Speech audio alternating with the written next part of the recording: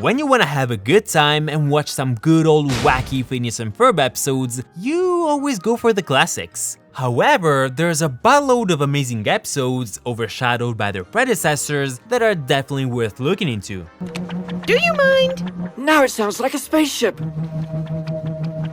Okay, let me try. So I picked out 10 episodes that I believe are among the most underrated in the show, and I wouldn't blame you for not praising them as much as they deserve. But if you can think of some episodes that are so underrated that they didn't even make it into this list, then tell me in the comment section. And before you ask, no, Act Your Age is not underrated. Number 10, Monster from the Id. After losing the bracelet Jeremy made for her, Candace asks her brothers to help her recreate it before Jeremy realizes it's missing. Since she can't remember what it looked like, Phineas and Ferb use their mind machine to enter her subconscious, along with Baljeet, to retrieve her memory of it. So for about 10 minutes, we get to explore the complexity of Candace's psyche and enjoy her distorted view of reality. There's a lot of great jokes about what goes on in Candace's mind, and a banger song people seem to always forget about. They managed to build a pretty mysterious atmosphere and even add in some action near the end when the gang escapes the id, introducing a risk factor most episodes just don't have. And since there's no busting involved, we see the Flynn Fletcher kids teaming up and getting along, which is rare but always much appreciated. Don't get me wrong, I do enjoy those good old-fashioned busting episodes, but it's thanks to stories like this one that Candace's character gets to shine and appear less shallow and pedantic to the audience. Plus, if you ever wondered what eating cereal looks like, this episode has got you covered. Number 9, Doof Dynasty. In ancient feudal China, Princess Isabella is kidnapped by the evil Doofus Khan, who plans on taking over the Tri-Province area. So Phineas, Ferb, Baljeet, and Buford, or at least their 16th century counterparts, decide to track down Master Perry to rescue the princess. The writers tried out quite a few different time shift episodes where they basically play around with the characters, putting them in completely different settings to see how it all plays out. And I think that's kind of a hit or miss type of concept. For example, Tri-Stone Area simply takes the characters exactly as they are in the show, puts them in a different time period, and makes them do the exact same things they did in Danville. However, Doof Dynasty tries to mix it up, creating new entertaining character dynamics, like Doof's rivalry with Phineas, Ferb, and the gang. One thing that stands out in my opinion is the episode's visuals. From the backgrounds to the character designs, it has a pretty unique vibe to it that you won't find in any other episode for obvious reasons.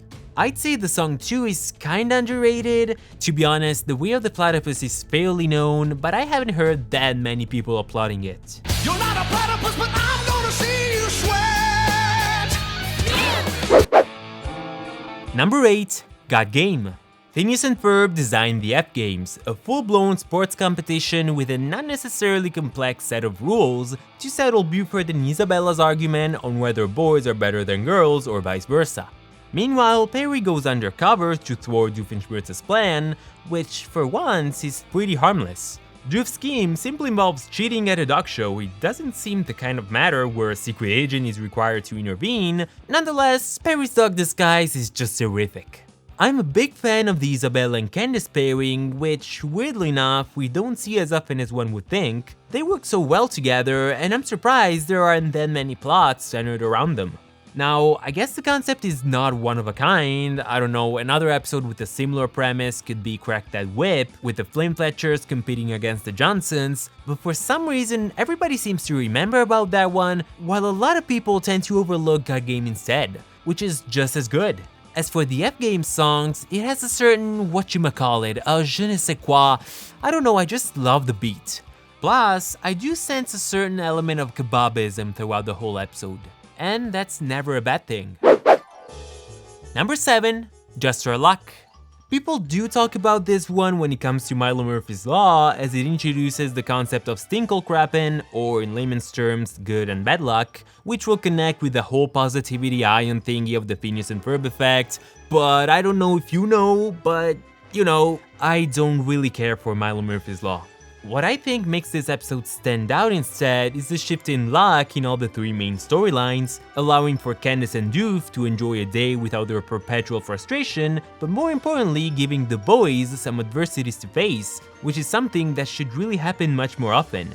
Actually, I usually find Phineas and Ferb stories much less interesting compared to Doof's and Candace's, mainly because they rarely have problems to deal with. Where's the action? Where's the drama? Come on. These guys cannot always win. It might seem like the episode ends badly for Heinz, but at the end of the day, he did come out of this with $1,000 in his pocket, so it's probably one of the most satisfying endings he ever got. I'm actually happy for him. Then, not only the episode gives us some more long-awaited Planning the Powder Plan lore, but it also contains a beautiful underrated song, Dancing in the Sunshine. Go listen to it if you haven't, it's one of the show's many memorable summer pieces.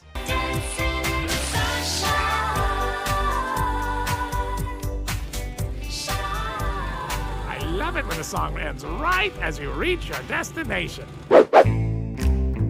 Number 6. Sidetracked. Let me start off by saying that this episode is not an epic masterpiece or anything, but it dares try out something new, putting Perry under the spotlight for once. Sure, we got lots of Doof-centric plots where Perry was either a supporting player or a co-protagonist, but he never got to be the main character. This time, however, the tables have turned. Here Perry has to team up with Agent Lila Lullaberry in order to foil Doofenshmirtz and Professor Bannister's plan to kidnap Canada's national treasure, Albert the Moose. First of all, Perry doesn't trust Lila, so this automatically sets up an interesting dynamic between the two, not to mention how Perry's a loner and he's used to working on his own, so the whole cooperation matter brings out a new side of his personality. Second of all, the episode provides a very cool cinematic atmosphere, as well as a much needed change of setting. However, I can't help but feel like the story lacks a little something. I guess my main problem is with the villain, cause Professor Bannister doesn't feel that scary or dangerous, but not even slightly interesting for that matter. Not to mention his motivations are crap. Doof's motivations too often make no sense whatsoever, but we know how he is and how convoluted his schemes are, and we love him for it. He can totally afford to be this way, while this Bannister guy just can't. We don't know him well enough to let him get away with this sort of scheme. On a completely unrelated note though, I must say, being trapped by societal convention is probably my all-time favorite kind of trap. Shoot! I see we're trapped by societal convention. Number 5. Minor Monogram. This time, Phineas and Ferb, along with Candace, get the B-plot, while the action occurs in the Doofenshmirtz household, where Heinz is mentoring this guy, Rodrigo, who's just starting evil science school. First of all, the episode introduces a villain who's actually competent and a real threat to both Auka and Doofenshmirtz, and this actually gives stakes to the story, unlike every Doof and Perry plot, which inevitably proceeds the same way every time, unless they decide to mix it up for the sake of the relationship. Another interesting aspect is the further development of Vanessa's character, laying the foundations for her new romantic storyline, while making her join the action and get more involved in Doof's A-plot too. I'd say that seasons 3 and 4 have the tendency to focus slightly less on Phineas and Ferb and more on the rest of the cast, and I think Vanessa is among the characters who benefited most from all this. Now, we know Vanessa will end up dating Ferb, so this whole romance with Monty feels a bit useless here, but the idea of having Monogram's son and Doof's daughter in a secret or secret-ish relationship, well, that sure was a breath of fresh air. I would have loved to see something like, I don't know, Doof and Monogram spend Thanksgiving together as one big dysfunctional family, and this whole romance in general was a goldmine really, so it's a shame it never really got anywhere. Still, at least this minor subplot did evolve over the course of 4 or 5 more episodes, so I guess that's something. Still, they could have done a little more with it. Number 4. Elementary, My Dear Stacy. While in London, Candace and Stacy try to bust the boys using Sherlock Holmes' method of deduction, while rocking some pretty stylish outfits inspired by Sherlock Holmes and Dr. Watson's. In particular, Stacy, look at her go! In the meantime, Perry has to team up with Agent 000 to stop Doofenshmirtz from moving Big Ben to the tri-state area. This is the only season 2 episode I included in this list, cause it's pretty much everyone's favorite season, but if I had to pick its most underrated episode, I would definitely go for this one. It goes without saying that the Candace and Stacy dynamic is always pure gold. Their methods might be wacky, but fun nonetheless. Plus, Candace does come off as pretty clever for once, and we get to see a side of her busting that I wish we saw more often, with the whole investigating, deducing, and planning, as opposed to her usual screaming, fumbling, and panicking. Agent 000, however, is probably the MVP of the episode. The way he has to put up with Auka and Doof's ridiculous and at times demented logic, in a sense, reminds me of Frank Grimes from The Simpsons, where an external, hardworking stranger has to face wacky and incompetent characters and the incoherent rules of the world they live in. Plus, It's Elementary might be a short song, but I love every second of it. We got a mystery to solve, clues and puzzles to resolve, it's elementary. Number 3. Troy Story. Just like they promised 3 seasons before, the boys and their friends are reenacting the Trojan War as Candace watches and learns about the Iliad from them since she was supposed to read the book for her book club. The boys though, as usual, put their own spin on it using a laser-eyed T-Rex, flying chariots, and a wooden platypus. If you're not familiar with the Iliad, then I suppose you might not enjoy the episode as much, but I guess everybody has a basic knowledge of it anyway, so yeah. First of all, I love the idea of having Phineas and Ferb on opposing teams. Any competition that has the two of them on the same team would be pretty uneven, but if they're rivals, then you never know who could win. Doof's plot is kinda short, but it's interesting how they didn't go for the usual Doof and Perry fight. Instead, the two of them are portrayed as the friends they've become. No scheme to foil, no evil deeds, just Doofenshmirtz being Doofenshmirtz and Perry by his side. Now, let me digress a bit and allow me to say that one thing I adore about the show is the consistency of Candace's relationship with books. She's the one who judges books by their covers, whose eyes start burning as soon as she holds one, and who doesn't really care about reading when it's a chore, which is the case at hand. The only thing she's into are books about the king of busting, Sherlock Holmes, an interest that, by the way, connects pretty darn well with her future studies of law. Yeah, that's it, I just wanted to applaud this consistency. Number 2. Bullseye. Lawrence finds himself competing in the Love Muffin Pageant of Evil against Dr. Doofenshmirtz and Rodney. Mid-competition, Lawrence gets hit by Rodney's Make Everything Evilizer and ends up winning the pageant, being crowned the supreme leader of Love Muffin. Personally, I love me some Lawrence lore, mostly because it's so rare to see him, or Linda for that matter, involved in the plot.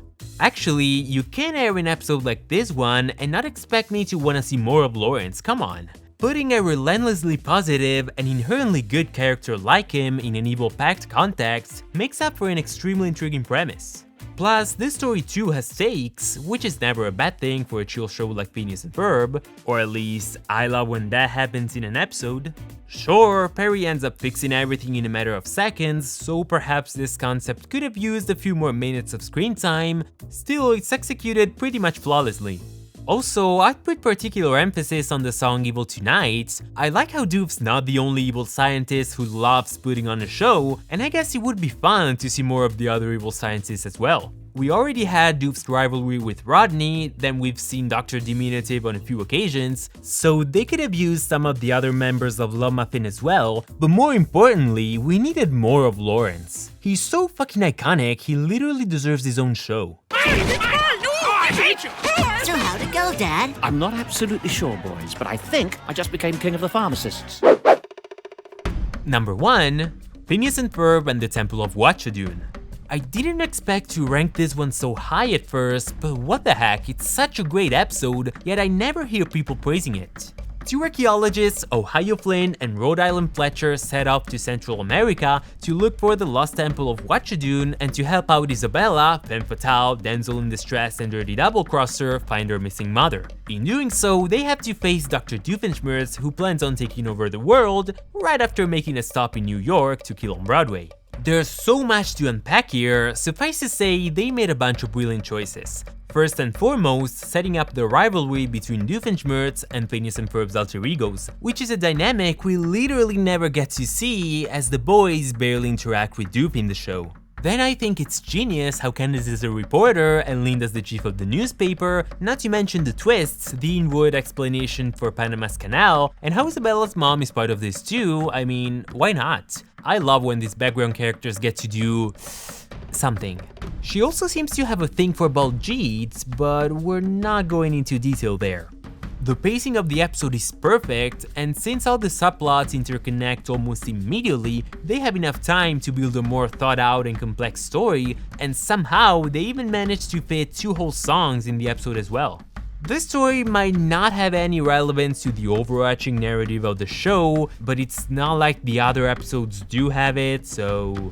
This is such an amazing forgotten gem, it would really deserve its own video honestly, so go give the episode a rewatch and tell me your thoughts on it. Isabella, you dirty double-crosser! I forgot to give you this one.